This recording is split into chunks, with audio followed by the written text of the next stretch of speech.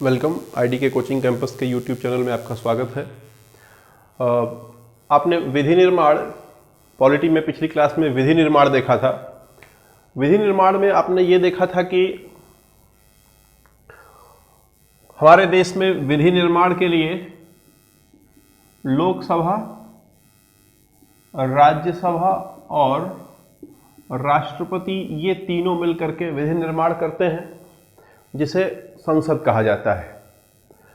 अब यहाँ जब लोकसभा की बात आई या किसी सभा की बात हो, चाहे लोकसभा की चाहे राज्यसभा की, तो उसमें आपको मैंने बताया था कि कोई भी कानून बनने के लिए उसको 3 चरणों से गुजरना पड़ता है। पहला प्रथम वाचन, 3 वाचन से गुजरना पड़ता है। प्रथम वाचन, द्वितीय वाचन और तृतीय वाचन।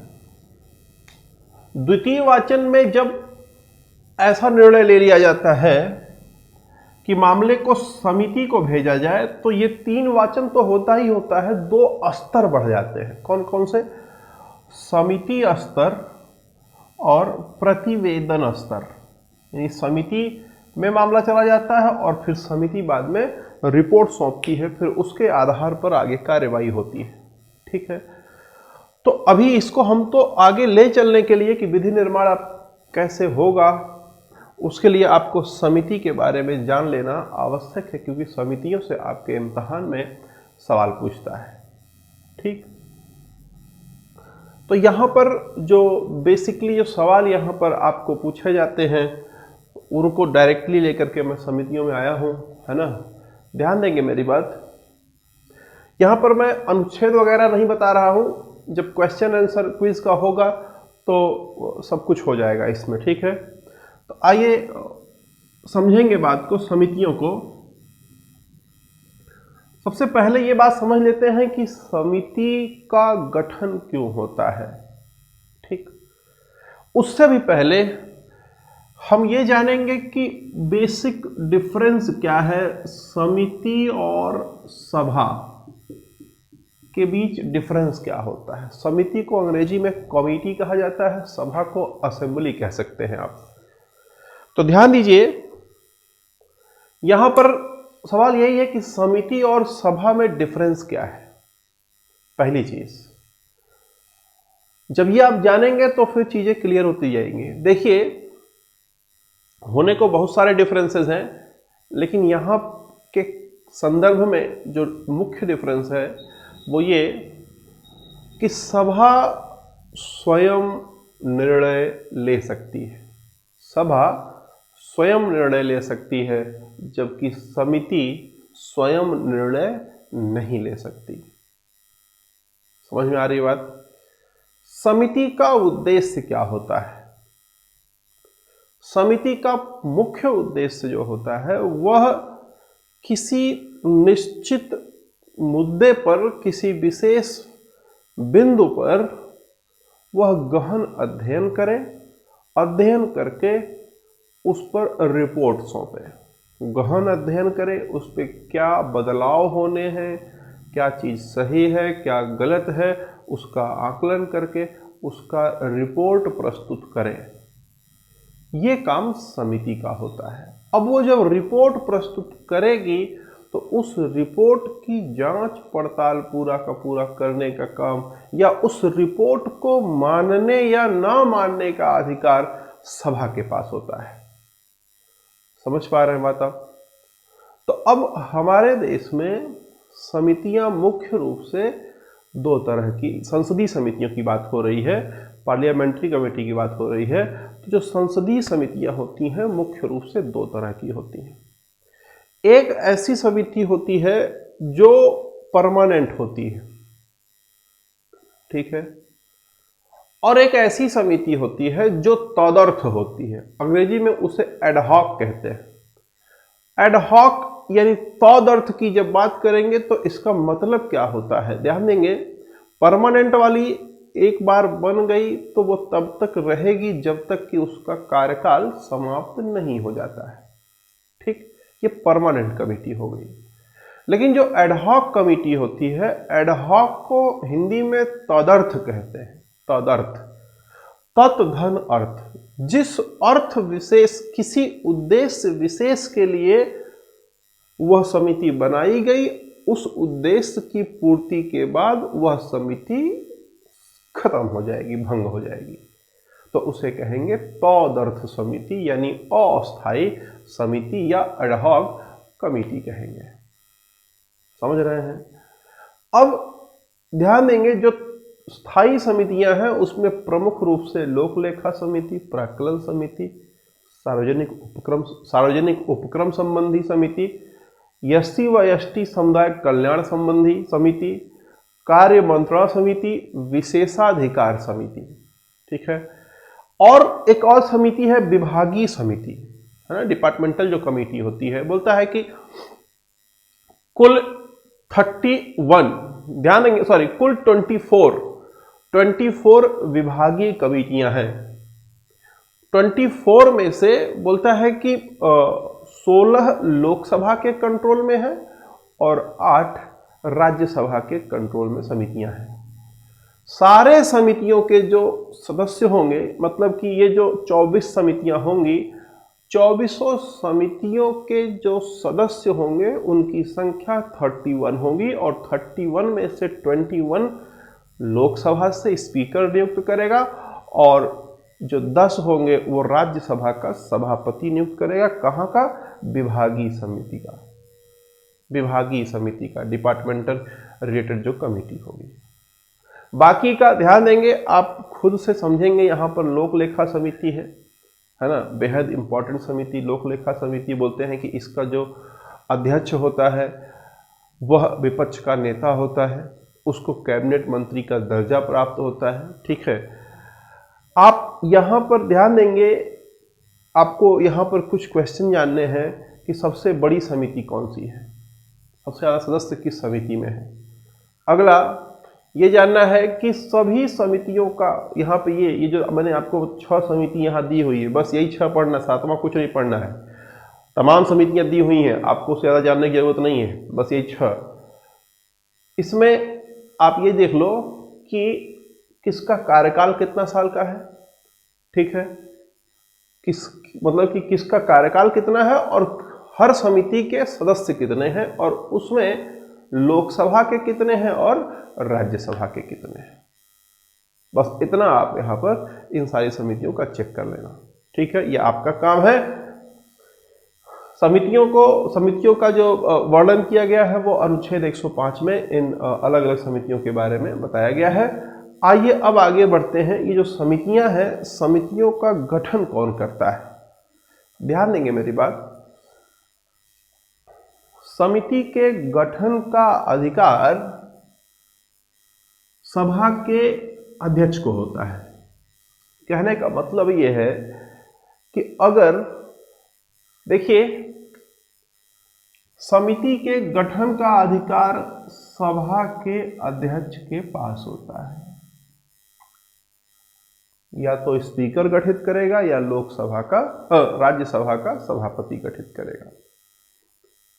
सदन का अध्यक्ष, ठीक। अध्यक्ष 2 होंगे। अब यहां पर एक सदन का अध्यक्ष की चर्चा की जाएगी और एक समिति का भी अध्यक्ष बनेगा। सदन है, उसमें 545 लोग हैं, उनका एक अध्यक्ष है। और समिति बनेगी, किसी समिति में 22 सदस्य हैं, किसी में 25 सदस्य हैं, किसी में 33 सदस्य हैं, किसी में 31 सदस्य हैं। इन सदस्यों का भी एक अध्यक्ष होगा। क्लियर? तो समिति का अपना अध्यक्ष होगा और सभा का अपना अध्यक्ष होगा, है ना। ध्यान देंगे मेरी बात। बोलता है कि सभा का अध्यक्ष समिति का गठन करता है, ठीक। अब इसमें जो लोग आएंगे वो 2 तरह के लोग होंगे। या तो वो लोग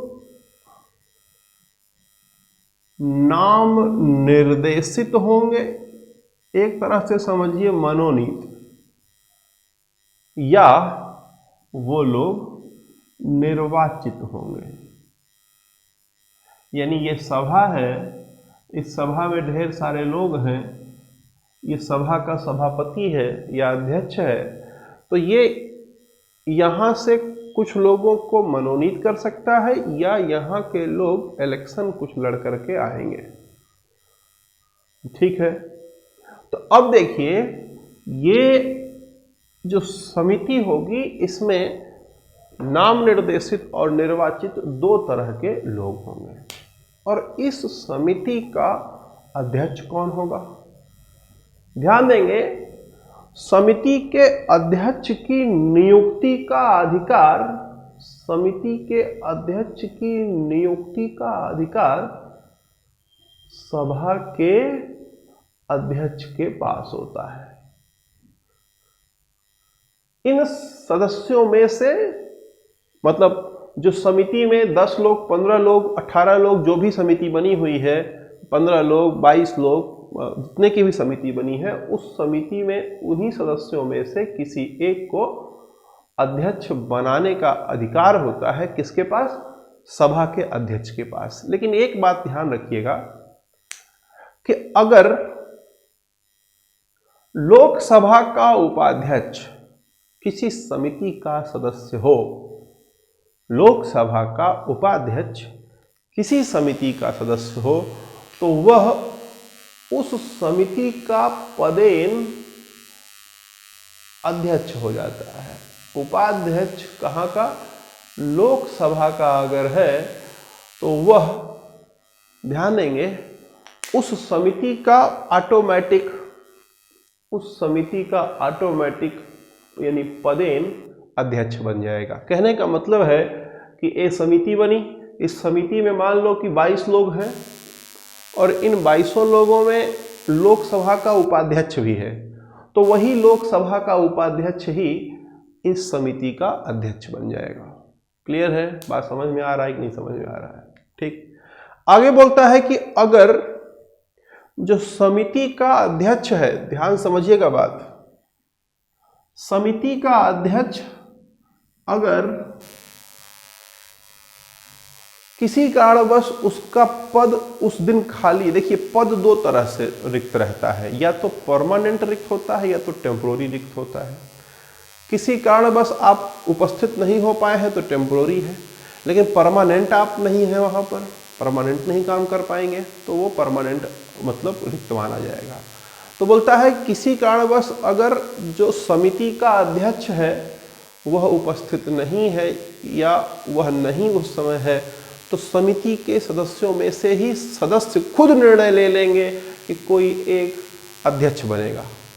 लेकिन अगर परमानेंट अध्यक्ष का पद रिक्त हो गया समिति के, तो फिर समिति के सदस्यों के पास निर्णय लेने का अधिकार नहीं होगा कि वह अपने आप से अपना अध्यक्ष चुन लें। तब उनका अध्यक्ष चुनने के लिए फिर उस सभा के अध्यक्ष को आना पड़ेगा, उस सभा के अध्यक्ष का रोल आएगा, वो चुनेगा। ठीक, समिति का गठन हो गया, समिति के अध्यक्ष की नियुक्ति हो गई, तो अब समिति की बैठकें होंगी, डिस्कशन होगा, बैठकें होंगी। ठीक, बोलता है बैठक गुप्त मानी जाएगी, है ना। कब होगी, कहां होगी, किस परिस्थिति में होगी, ये निर्णय लेने का अधिकार समिति के अध्यक्ष को होगा। अब बोलता है कि बैठक का जो कोरम होगा, कोरम 1/3 होगा। सामान्य तौर पर कोरम 1/6 होता है या 1/10 होता है, लेकिन यहां पर बोलता है समिति का जो कोरम होगा वो 1/3 होगा। कोरम मतलब क्या होता है? कोरम मतलब होता है गणपूर्ति, खाना पूर्ति। देखिए, जैसे मान लीजिए कि कोई काम करने के लिए न्यूनतम लोगों की जो आवश्यकता होती है उसे कोरम कहा जाता है। जैसे मान लो कोई क्लास हो, अब उस क्लास में ये कहा जाए कि पढ़ाई करने के लिए कम से कम 2 लोगों की आवश्यकता होगी, एक टीचर की और एक स्टूडेंट की। अगर 2 लोग नहीं होंगे तो काम नहीं किया जाएगा। या कोई संस्था ने ये नियम लगा दिया कि कम से कम 10 लोग आओगे तो ही पढ़ाई होगी, नहीं तो पढ़ाई नहीं होगी, तो वो जो 10 है वो कोरम हो गया। समझ में आई बात? तो ये बात हो गई। चले आगे बोलता है कि समिति में जो निर्णय लिया जाएगा वह निर्णय बहुमत के आधार पर लिया जाएगा और समिति का जो सभापति होगा वह प्रथम मतदान में भाग नहीं लेगा। वह पूरे प्रक्रिया को जो है संचालित करेगा, लेकिन मतदान में पहली बार भाग नहीं लेगा। जब मत मूल्य बराबर हो जाएंगे तो ऐसी स्थिति में टाई को ब्रेक करने के लिए वो बहुमत मतलब वो निर्णय तब वो मतदान कर सकता है। ध्यान देंगे, समिति का गठन हो गया, उसका अध्यक्ष नियुक्त हो गया, बैठक हुई, उसमें निर्णय लिए गए। अब निर्णय ले लिए गए तो मान लो कि ढेर सारे निर्णय लिए गए, फला निर्णय लिए गए। अब निर्णय जो ले लिए गए उस निर्णय के रिपोर्ट को हिंदी में प्रतिवेदन कहा जाता है। ठीक है, रिपोर्ट को हिंदी में प्रतिवेदन कहा जाता है। तो बोलता है कि रिपोर्ट को उसको सौंपना होगा, तो किसको सौंपेगा और कौन सौंपेगा? ठीक, तो बोलता है कि सदन के पटल पर सौंपा जाएगा। कौन सौंपेगा? बोलता है कि समिति का सभापति सदन के पटल पर रखेगा। ध्यान देंगे मेरी बात यहां पर। अगर ये एक सभा है, इस सभा से ये एक समिति बनी, तो ये समिति जो रिपोर्ट होगी इस सभा में प्रस्तुत करेगी। कौन प्रस्तुत करेगा? प्रस्तुतकर्ता कौन होगा? ये होगा इस समिति का जो अध्यक्ष होगा वो प्रस्तुतकर्ता होगा। ठीक है, लाइन सुनिए, मेरी बात सुनिए। बोलता है कि जब तक ये रिपोर्ट, ध्यान दीजिएगा, बोलता है जब तक ये रिपोर्ट यहां प्रस्तुत न किया जाए, समझिएगा बात, जब तक ये रिपोर्ट यहां प्रस्तुत, यानी कि समिति का रिपोर्ट जब तक सदन में प्रस्तुत नहीं कर दिया जाता है, उस रिपोर्ट को गुप्त माना जाएगा। यानी कि अगर वह रिपोर्ट बाहर लीक होता है तो उसका जिम्मेदार यही होंगे, फिर इनके ऊपर कार्रवाई होगी। समझ में आ रही है बात? यहां पर एक सवाल पूछता है। सवाल यह है कि अगर सरकार रिपोर्ट, ध्यान दीजिएगा मेरी बात सुनिए, ये जब तक सदन में प्रस्तुत नहीं कर देगा तब तक इसको गुप्त रखना है। ठीक, लेकिन इसके द्वारा यहां प्रस्तुत करने से पहले ही अगर सरकार रिपोर्ट को मांगे तो क्या ये इसको रिपोर्ट दे सकती है या नहीं दे सकती है? क्वेश्चन समझिए। ये रिपोर्ट गुप्त होनी चाहिए, लेकिन अगर सरकार इस रिपोर्ट को मांग ले सदन में प्रस्तुत करने से पहले, तो क्या ये सरकार को रिपोर्ट देगी या नहीं देगी? ध्यान देंगे मेरी बात। सरकार में जो लोग शामिल होते हैं वो मुख्य रूप से प्रधानमंत्री और मंत्री होते हैं। ठीक, उन्हीं को सरकार एक तरह से कहा जाता है, काउंसिल ऑफ मिनिस्टर जो है। ठीक, मंत्री परिषद जिसे कहते हैं।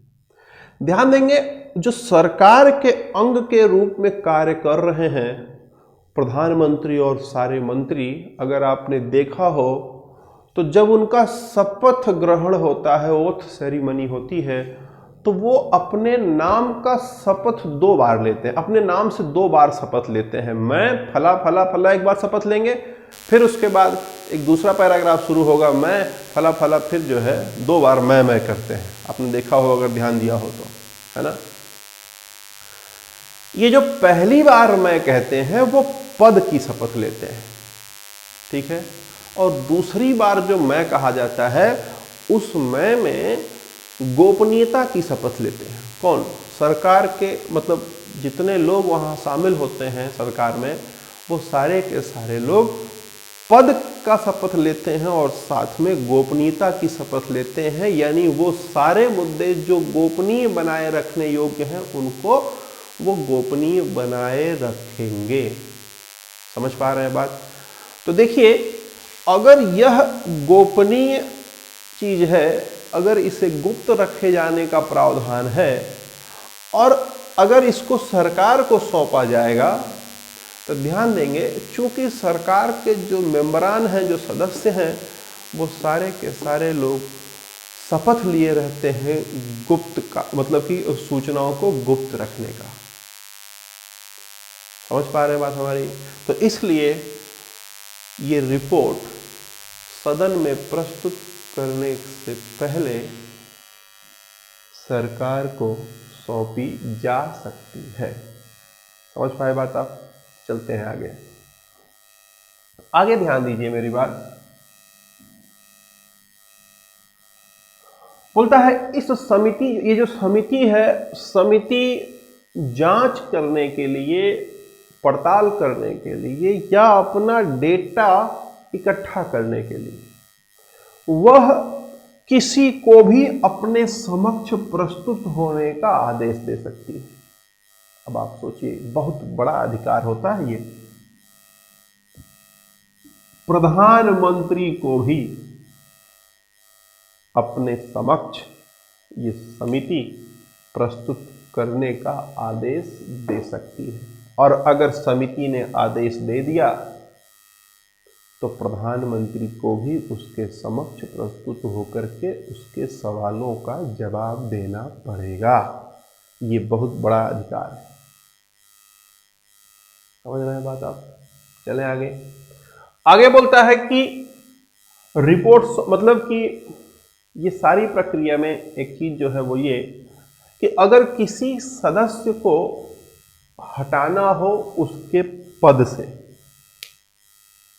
उसके पद से किसी सदस्य को यदि हटाना हो तो क्या करेंगे? ध्यान देंगे मेरी बात। देखिए, सदस्य जो आए थे वो 2 तरह के थे। या तो वो निर्वाचित सदस्य थे, नहीं तो वो नाम निर्देशित सदस्य थे। या तो वो मनोनीत किए गए थे या वो निर्वाचित किए गए थे। बोलता है कि अगर किसी सदस्य को हटाया जाना है समिति से, तो पहले ये देखना पड़ेगा कि वो सदस्य मनोनीत है या निर्वाचित है। ध्यान देंगे मेरी बात, सुनिए। जो जिस तरीके से नियुक्त हुआ था उसी तरीके से हटेगा। यानी अगर इस सदस्य को अध्यक्ष ने मनोनीत किया था तो ये अध्यक्ष इस सदस्य को हटा सकता है। लेकिन अगर ये सदस्य चुन करके आया है संसद के सदस्यों द्वारा, तब ऐसी स्थिति में ये उसको नहीं हटा सकता। इसको हटाने के लिए फिर जो लोगों ने चुना है उन्हीं लोगों को उसको हटाना पड़ेगा, नहीं तो वो हटाया नहीं जा सकता है। समझ में आ रही बात? क्लियर हो गया? तो ये समितियों का पूरा खेल था। और आपसे मैं गुजारिश करूंगा कि ये जो है आप ये तमाम अनुच्छेद इसमें दिए हुए हैं, वो सारे अनुच्छेद में क्वेश्चन के माध्यम से, जो क्विज आपका चल रहा है, क्विज के माध्यम से सारा मैं कराऊंगा आपको, ठीक है? सारे क्वेश्चन वगैरह ये यहाँ पर यहाँ के जो, हालांकि इसके भी क्वेश्चन कराएंगे हम आपको, लेकिन प्रयास ये करिए कि आप यहाँ के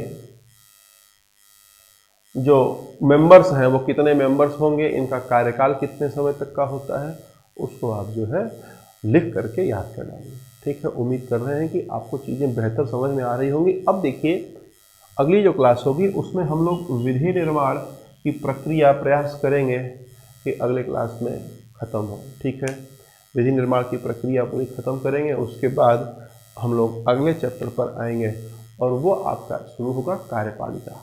ठीक है, ध्यान देंगे यहाँ पर आगे बढ़ने के लिए कुछ चीज़ें आवश्यक होंगी जान लेना, है ना। जो सिलेबस आपको मैंने बताया हुआ है उस सिलेबस का थोड़ा सा रिवीजन एक क्लास में हमें करना पड़ेगा कि आपने क्या क्या पढ़ लिया है और क्या क्या बाकी है। ठीक है, क्योंकि ये जब विधि निर्माण खत्म होगा तो आप ये मान के चलिए कि पॉलिटी का एक सेगमेंट, अगर पूरी पॉलिटी को 3 भागों में बांटा जाए तो एक भाग खत्म हो जाता है, उसके बाद 2 और भाग बचते हैं। ठीक है, तो कौन सा भाग खत्म हो गया है और कौन से 2 भाग बचे हुए हैं, है ना। मतलब टॉपिक वाइज की बात मैं कर रहा हूँ। ठीक है, मतलब कि जो जितना सिलेबस है सिलेबस के हिसाब से बात मैं कर रहा हूँ कि 1/3 अगर आप देखेंगे तो मतलब राष्ट्रपति, लोकसभा, राष्ट्रपति, उपराष्ट्रपति, लोकसभा, राज्यसभा, विधि निर्माण, अगर इतना आप पढ़ लेते हो तो लगभग 1/3 मैटर की बात मैं कर रहा हूँ, लगभग 1/3 मैटर खत्म हो जाता है। ये बेसिक समझ डेवलप करता है। मैं आपको स्टार्टिंग अनुच्छेद 1 से कर सकता था, लेकिन मुझे पता था कि वो उसको स्टार्ट करते ही आपका सबसे बोरिंग चीज़ें वो खड़ी शुरू हो जाती हैं, फिर आप सो जाते हो, है ना। ज़रूरत इस बात की है कि जो टैंडम में हो, जो आपका स्ट्रक्चर डेवलप कर सके, ऐसी चीज़ों से हमें पढ़ाई करनी है। ठीक है, तो मेरा काम है कि आपका स्ट्रक्चर डेवलप कराना और क्वेश्चन हल करने की एबिलिटी डेवलप करना, याद करने वाला काम आपको करना पड़ेगा। ठीक है, तो क्वेश्चन हल करने की एबिलिटी मैं क्विज के माध्यम से डेवलप करा रहा हूँ आपका, और स्ट्रक्चर जो है वो बेसिक क्लास के माध्यम से डेवलप करा रहा हूँ। तो उम्मीद करते हैं कि आप जो है बेहतर तरीके से सारी चीज़ों को एक्वायर कर रहे हैं, मेहनत करेंगे। अच्छा लग रहा है आपको, अगर चीज़ों को दिल से अच्छा लग रहा है कि पढ़ाया जा रहा है तो डेफिनेटली कमेंट करें, शेयर करें, सब्सक्राइब करें, अधिक से अधिक लोगों को बताएं इस चैनल के बारे में। फिर से मैं बोलना चाहूँगा कि आपके 4 क्लासेस मैं 4 क्लासेस रोज़ दे रहा हूँ आपको।